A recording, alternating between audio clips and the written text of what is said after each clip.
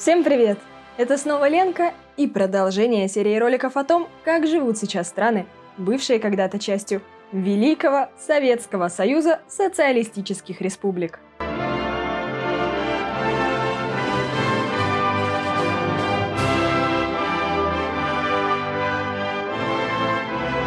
Я задалась вопросом, как жили и развивались эти страны на протяжении почти 30 лет с момента развала Советского Союза.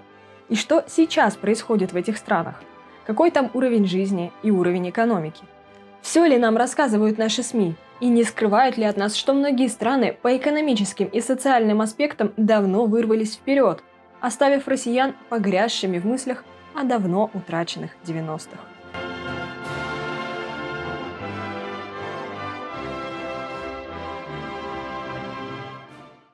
В первой части, которую вы можете найти по ссылке, я уже рассказала о Казахстане, который схож с Россией большим социальным расслоением и экономикой, построенной на доходах от нефти и газа. О Туркменистане – бедной, сильно изолированной от мира стране, с жесткой авторитарной властью и культом личности.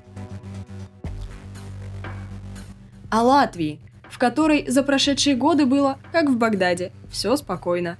Стабильно менялись главы государства, а ВВП на душу населения стал больше, чем в современной России.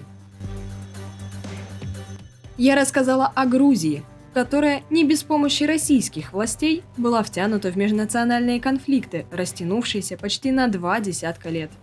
Но преодолев их, Грузия показала невероятный пример борьбы с коррупцией и вышла на уровень, близкий к европейскому. И об Узбекистане, в котором авторитарный лидер помог консолидировать власть в 90-е, но вверг страну в нищету, не желая покидать свой пост. И лишь сбросив оковы тирании, Узбекистан смог открыться миру и привлечь иностранные инвестиции, столь необходимые для быстрого развития в экономике.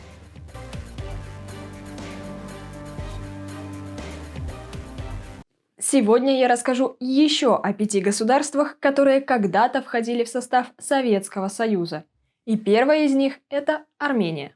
Многие знают эту страну как страну невероятно красивых гор, средневековых монастырей и множества других по-настоящему древних достопримечательностей, внесенных в список всемирного наследия ЮНЕСКО. Тут живут очень добрые, радушные и искренне приветливые люди, которые делают лучший в мире коньяк.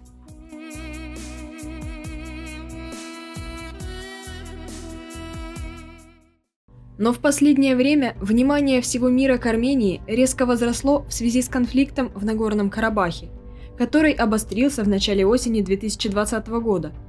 К сожалению, это далеко не первое кровопролитное столкновение на этой территории. Земли эти оказались в составе Российской империи в результате войны с персами в 1813 году. В течение нескольких столетий этот регион населяло христианское, армянское население и мусульмане. С момента присоединения царское правительство стремилось к культурной однородности населения. Поэтому были приняты меры к дискредитации ислама и ослаблению позиций мусульманской аристократии. Первое крупное столкновение случилось в 1905 году. Погибло, по разным оценкам, от 3 до 10 тысяч человек. А царские власти, чтобы восстановить порядок, не предприняли ничего. Новые столкновения начались после распада царской империи, когда Республика Армения и Азербайджан провозгласили независимость. Но установившаяся впоследствии советская власть добилась перемирия. Однако вновь, по сути, не сделала ничего именно для решения конфликта. Территорию Карабаха с преимущественно армянским населением вроде бы наделили автономией, но в то же время, стремясь не испортить отношения с Азербайджаном, включили ее в состав Азербайджанской ССР. Неудивительно, что вопрос о передаче Нагорного Карабаха Армении еще не раз поднимался армянским руководством. А местное население обвиняло Азербайджан в сохранении экономической отсталости региона, в пренебрежении развитием их прав, культуры и самобытности. Руководство Компартии Азербайджана не раз пыталось урегулировать конфликт, но все оказалось неэффективным. И после развала СССР война разгорелась с новой силой. И в том, что конфликт длится до сих пор, Я считаю, советские власти виноваты не меньше, чем текущее руководство двух государств. Ситуацию осложнило то, что при разделе военного имущества бывшего Союза Армения оказалась в самом невыгодном положении, а Азербайджану досталось больше всего вооружения. Карабахский конфликт, разрыв экономических связей и закрытие турецко-армянской границы – Турция, будучи мусульманской страной, поддерживала Азербайджан – привели к серьезному экономическому спаду в начале 90-х годов. С Россией и остальным миром Армению связывала только дорога через Грузию, в которой тоже была война. Естественно, такая ситуация не могла не порождать социальной напряженности и недовольства внутри самой Армении. То и дело случались какие-то акции и митинги. Но все, однако, было вполне цивилизовано. Ведь, будучи христианами, армяне не так импульсивны, как соседние азербайджанцы. И дольше положенных 2 сроков президенты на постах не задерживались. Петросяна в 1998 году сменил Кочарян, а Кочаряна – Сарксян. В 2010 году наметилась стабилизация, и страна вступила на путь развития. Основу местной экономики составляют горнодобывающая и сельскохозяйственная отрасли. В стране есть несколько крупных месторождений драгметаллов и полудрагоценных камней. Наладился экспорт машинного оборудования во многие страны мира. В 2015 году у Армении было много достижений. На конституционном референдуме страна была преобразована в парламентскую республику. Присоединилась к Евразийскому экономическому союзу и достигла самых низких показателей инфляции среди стран этого союза. А в рейтинге лучших стран для ведения международного бизнеса Армения заняла 35-ю позицию, что для такого небольшого государства является серьезным достижением. Весной 2018 года в Армении прошла так называемая «бархатная революция», поводом которой стало выдвижение экс-президента Сарксяна на пост премьер-министра.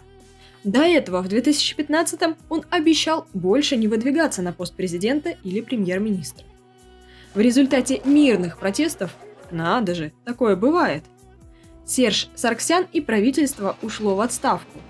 Премьер-министром стал оппозиционный лидер Никол Пашинян, который, к слову, сейчас тоже вроде бы собирается подать в отставку.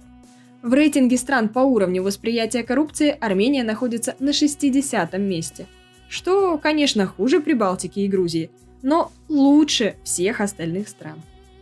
По уровню жизни в 2020 году Армения обгоняла Азербайджан и находилась на 53-м месте, а по уровню минимальной оплаты труда проигрывала ему $50, с уровнем МРОТ $142.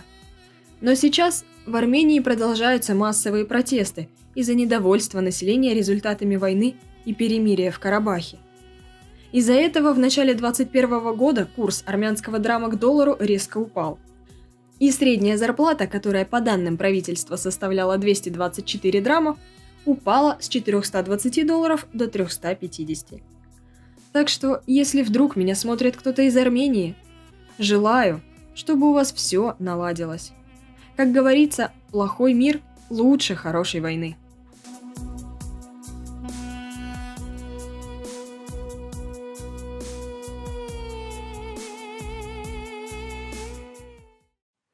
А что же, начиная с момента развала СССР, происходило в Азербайджане? Там тоже было все совсем неспокойно. Из-за неудач армии в Карабахе напряжение среди населения нарастало. Начались митинги и стычки оппозиции со сторонниками действующего тогда президента Муталибова, в результате чего он был вынужден уйти в отставку и покинуть страну. Был избран новый президент Абульфаз Ильчебей, но страна продолжала погружаться в кризис, грозивший перерасти в гражданскую войну.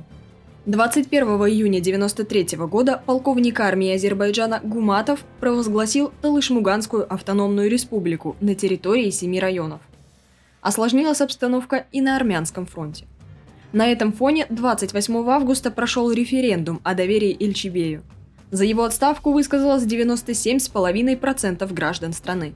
На последующих выборах президента был избран бывший первый секретарь ЦК Компартии Гейдар Алиев. В мае следующего года при посредничестве России, Армения и Азербайджан подписали соглашение о перемирии.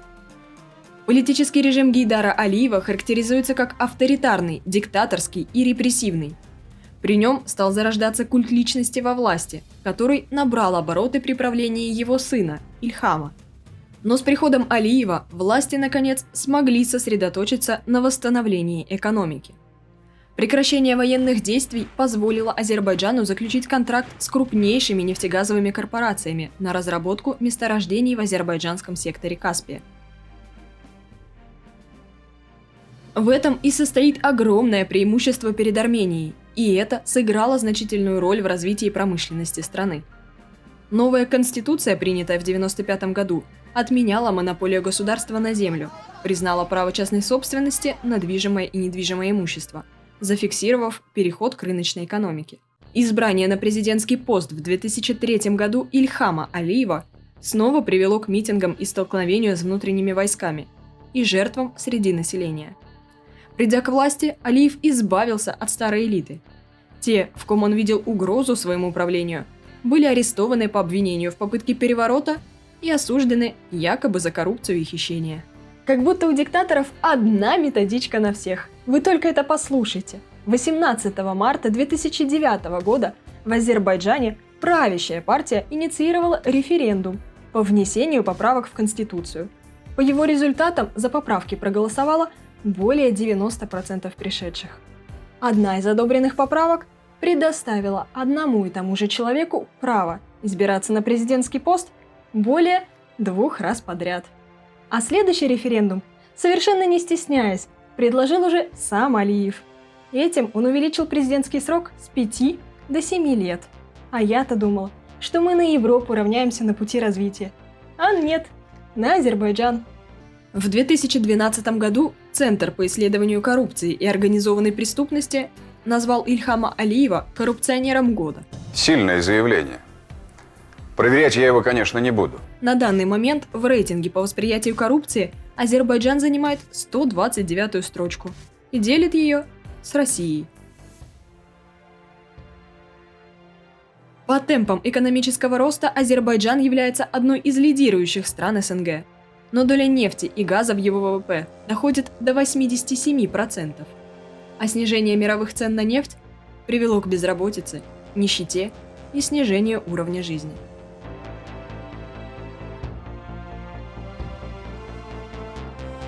Минимальная зарплата установлена на уровне 250 манат, это примерно $147. Средняя зарплата, по официальным данным, находится на уровне $400.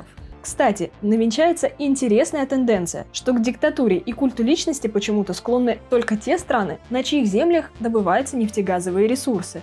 Туркменистан, Казахстан, Азербайджан. В Грузии и Армении, где нефти нет, президенты почему-то стабильно меняются. Для Азербайджана, как и для России, характерны большой разрыв между богатым и бедным населением, между современными крупными городами и почти не изменившейся с советских времен нищей глубинки. Столица Баку выглядит не хуже богатейших городов Европы, с высоченными небоскребами, среди которых Азерсу и Трамп-Тауэр, и невероятно красивым парком Малая Венеция. Она привлекает множество туристов, но большей десятой части граждан самого Азербайджана, это примерно 1,2 миллиона, уезжает на заработки за границу. По индексу человеческого развития с учетом неравенства Азербайджан занимает 56-ю строчку.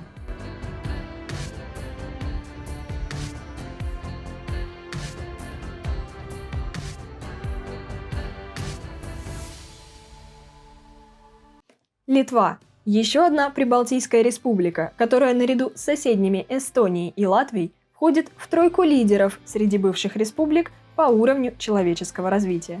В этом списке она занимает 31-ю строчку среди стран всего мира. А в рейтинге по уровню восприятия коррупции Литва на 35-м месте. Но среди 15 стран бывшего СССР по обоим показателям Литва уступает только Эстонии. Литва была первой республикой, осмелившейся заявить о своей независимости. Подъем националистических движений во всей Прибалтике начался еще во второй половине 80-х. В Литве сторонники суверенитета образовали движение «Союдис». Изначально активисты выступали не за выход из Союза, а за расширение политической, экономической и культурной самостоятельности. В день 50-летия подписания пакта Молотова-Риббентропа, который считается началом оккупации Прибалтики, там организовали самую знаменитую акцию «Балтийский путь».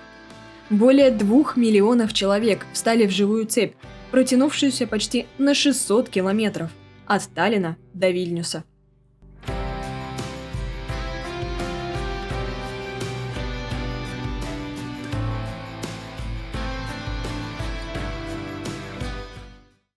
Но признание народными депутатами существования секретных протоколов к пакту лишь подогрело настроение литовцев. 11 марта 1990 года Союзис признал акт о восстановлении независимого литовского государства. В ответ Москва объявила экономическую блокаду Вильнюса и прекратила поставки нефти и газа. Это нанесло Литве ущерб в 11% ее ВВП. Но договориться Вильнюсу и Москве так и не удалось. 13 января 1991 года советские военнослужащие, десантники и бойцы спецназа «Альфа» при поддержке тяжелого вооружения взяли под контроль телецентр и телевизионную башню в Вильнюсе. При штурме погибло 14 безоружных человек, а свыше 600 было ранено.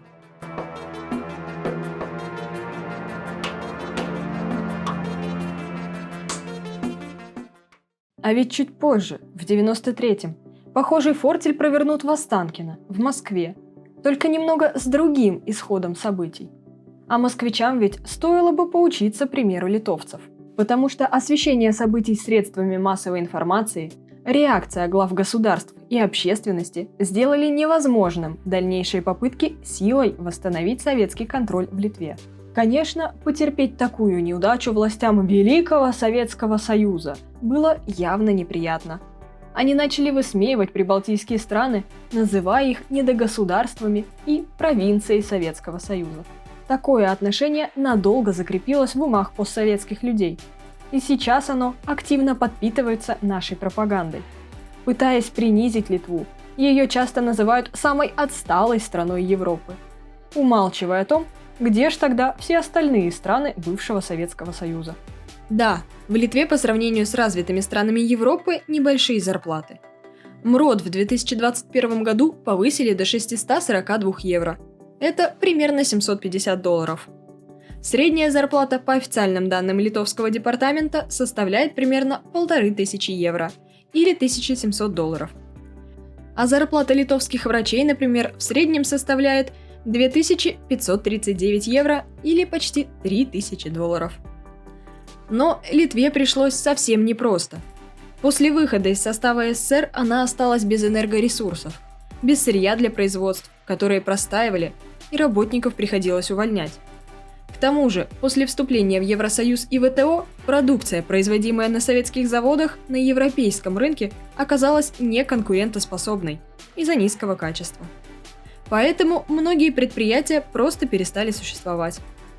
Тем не менее, руководство Литвы твердо верит, что со временем они смогут подтянуться до самых развитых стран Европы.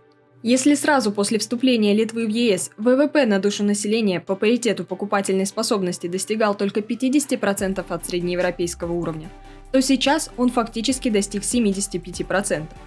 Кстати, ВВП на душу населения в Литве больше, чем в России. Все эти достижения, конечно, видны, но все-таки люди хотят жить очень хорошо не завтра и не послезавтра, а сегодня. И именно из-за этого многие и уезжают на работу в страны с более высокими зарплатами.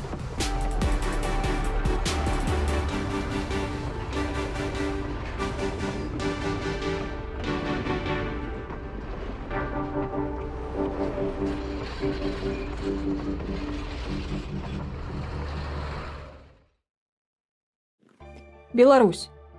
Республика Беларусь является еще одной страной, приковавшей к себе всеобщее внимание в конце 2020 года. Это было вызвано массовыми митингами и протестами в связи с неприятием населением результатов президентских выборов, которые прошли в августе. К началу 2021 года, я надеюсь, большая часть россиян даже выучила, что страна теперь называется Беларусь, а не Белоруссия. Но что происходило в этой стране до 2020 года? Было ли там что-то кроме батьки и картошки? И почему об этом никому особо ничего не известно?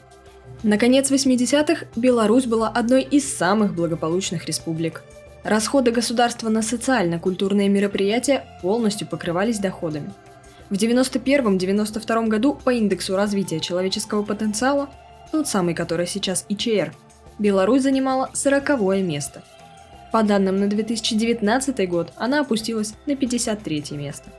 Но по индексу с учетом неравенства находится на 38-м, что говорит о достаточно небольшом расслоении среди бедного и богатого населения.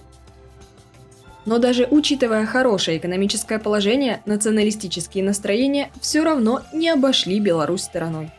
Тут также поднималась тема национального возрождения. Тем более, что с сохранением культурной самобытности Беларуси повезло гораздо меньше, чем Украине. Белорусский язык, по сути, является умирающим языком. Толчком к созданию Белорусского народного фронта послужили события 1988 года вокруг урочища Куропаты под Минском, где было обнаружено массовое захоронение жертв НКВД. Вскоре после этого в Минске прошло массовое шествие в память жертв сталинизма, но власти отказались дать разрешение на демонстрацию. Солдаты и милиционеры стали разгонять людей, избивать и травить их газом. Шествие направилось в сторону Куропат, но дорогу им преградили войска. Тогда, прямо там, в чистом поле, и состоялся молебен. Над морем людей реял бело-красно-белый стяг. Так описывал эти события известный писатель-фронтовик Василь Быков. 25 августа 1991 года белорусский парламент придал Декларации о государственном суверенитете статус конституционного закона, фактически провозгласив независимость. А 19 сентября решено было изменить официальное название республики на Беларусь и утвердить новые символы – бело-красно-белый флаг и герб погоня.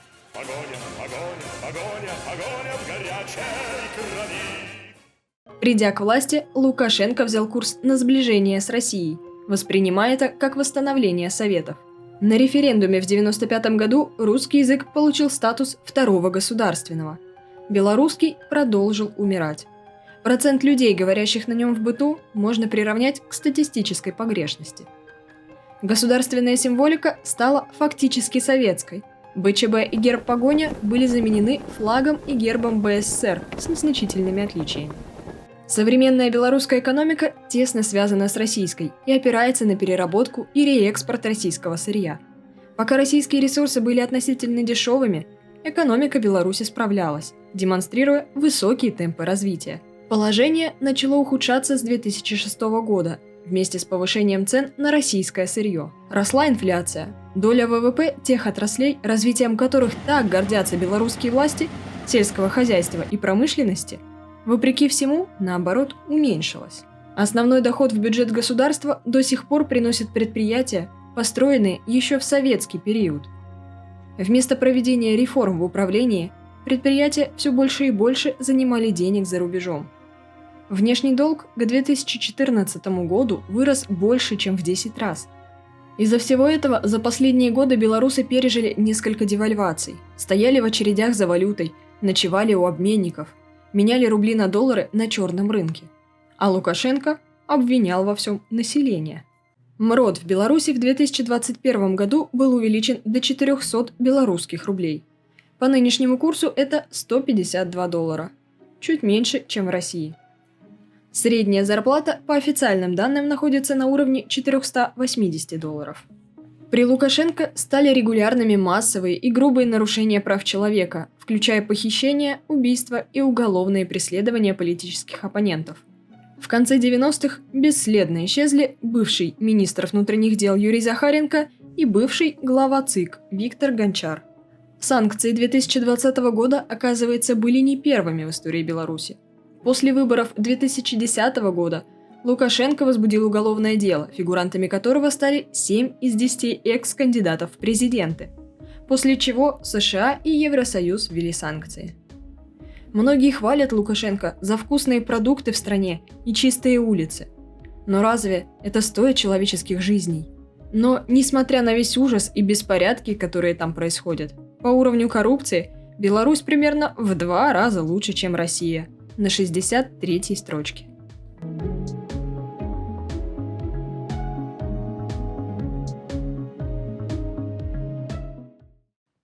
Республика Молдова, или, как у нас чаще говорят, Молдавия. Еще одна страна, где от души начудили советские власти, что в итоге вылилось в братоубийственную войну и в создание еще одной непризнанной республики. После распада Российской империи на территории Молдавии образовалась Молдавская Демократическая Республика. Но там все еще продолжались бои между большевиками, украинской и румынской армией. В итоге, в 1918 году решением Совета Республики Молдавия объединилась с Румынией.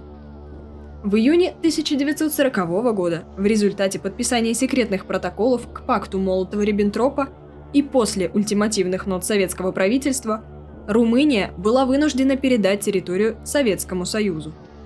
Спустя год румынские войска вернулись сюда вместе с немецкими, вполне логично считая, что они возвращают себе отнятые у них земли.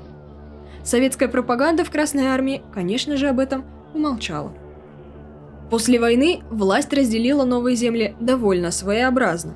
Южная часть отошла Украинской ССР, а на оставшейся территории создали Молдавскую ССР. Выхода к морю она не получила, зато получила узкую полоску земли на левом берегу Днестра. Ее отрезали от территории Украины.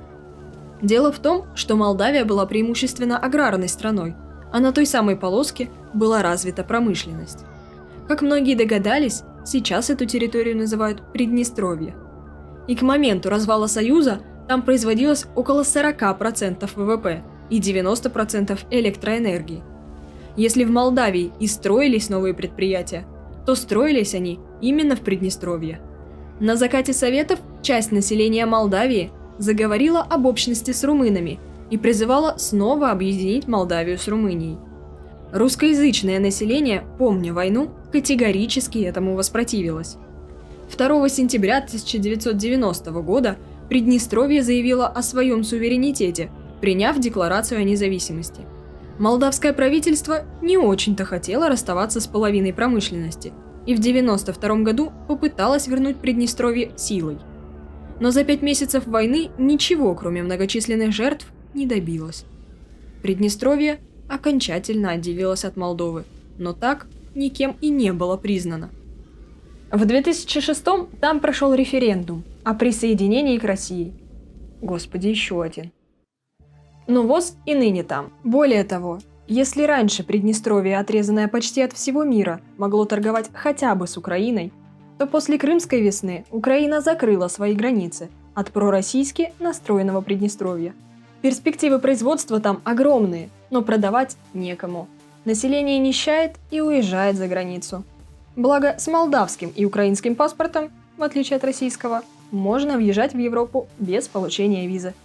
Самой Молдове, разумеется, тоже пришлось несладко. Экономика, лишившись почти всей промышленности, строилась на сельском хозяйстве. Практически все ресурсы приходилось импортировать. Росла безработица, а население уезжало работать за границу, в Россию, Украину и Румынию. Российские чиновники, обидевшись за стремление Молдавии к евроинтеграции, в 2006 году запретили ввоз молдавских вин, нанеся еще один серьезный удар по их экономике. В 2014 году парламент Молдавии все-таки ратифицировал соглашение об ассоциации с ЕС, а пару дней спустя первый вице-премьер Игорь Шувалов пригрозил исключить Молдавию из зоны свободной торговли СНГ. А Россельхознадзор подленько так запретил ввоз в Россию молдавских яблок, груш, айвы, абрикосов, вишни и черешни и консервированной продукции. В 2020 году с поста президента ушел сторонник возобновления тесных отношений с Россией Игорь Додон. Президентом стала Майя Санду, довольно молодой прогрессивный политик и сторонник евроинтеграции.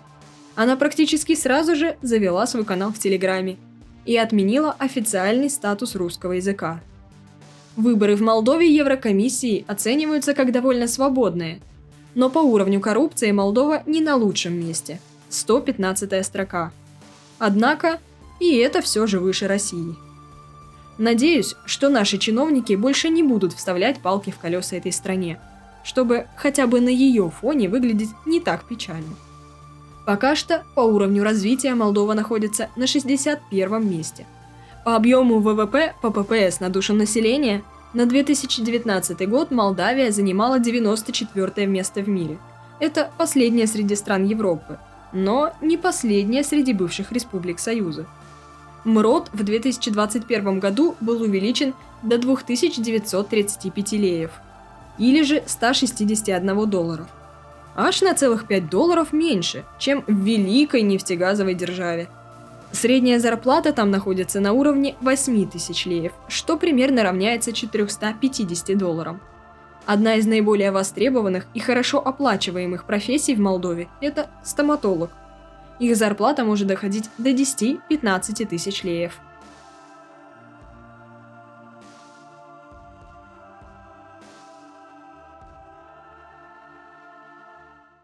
На этом я сегодня закончу. И без того ролик получился неожиданно немаленький.